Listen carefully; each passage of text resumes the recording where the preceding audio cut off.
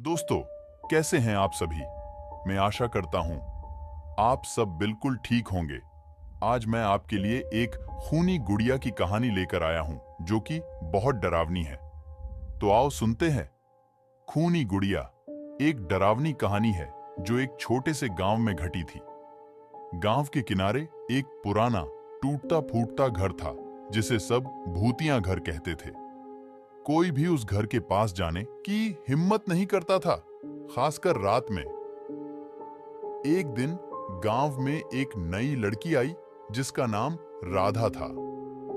राधा को पुरानी चीजें बहुत पसंद थीं, इसलिए उसने सोचा कि वह उस पुराने घर में जाकर देखेगी कि वहां क्या है। उसने गांव वालों की चेतावनी को नजरअंदाज कर दिया और एक दिन सुबह सुबह उस घर में चली गई। घर के अंदर बहुत अंधेरा था और जगह जगह धूल जमी हुई थी। राधा ने धीरे धीरे कदम बढ़ाए और एक कमरे में पहुंची। उस कमरे में एक पुरानी गुड़िया थी जो बहुत ही डरावनी दिख रही थी। गुड़िया के चेहरे पर खून के धब्बे थे और उसकी आंखें बहुत ही भयानक लग रही थीं।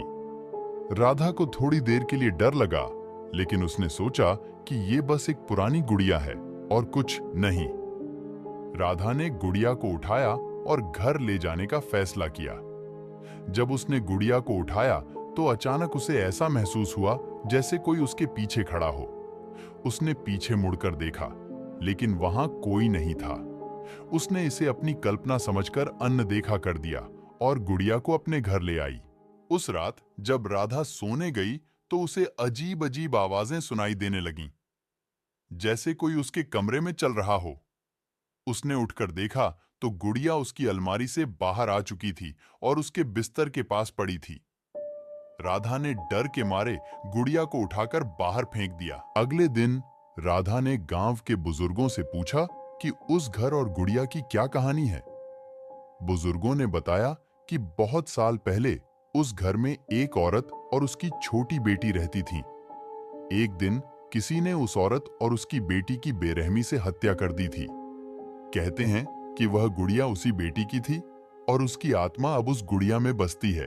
राधा ने उस गुड़िया को गांव से दूर एक नदी में फेंक दिया ताकि कोई और उससे परेशान ना हो। लेकिन गांव वाले कहते हैं कि उस गुड़िया की आत्मा अब भी वापस आने का रास्ता ढूंढती रहती है। और अगर रात के समय आपको अजीब आवाजें सुनाई दें, तो हो सकता है कि वह गुड़िया आपके आसपास ही हो। इस तरह खूनी गुड़िया की कहानी गांव में एक डरावनी कहानी बनकर रह गई, जो सबको सिखाती है कि कभी भी पुरानी और अजीब चीजों के साथ खेलने की कोशिश नहीं करनी चाहिए। दोस्तों, कहानी अच्छी लगी हो तो लाइक शेयर करें और हमारे चैनल को सब्सक्राइब भी कर ले, क्योंकि हम जब भी नई कहानी अपलोड करें तो आप तक पहले पहुंच सके। मिलते हैं अगली कहानी में।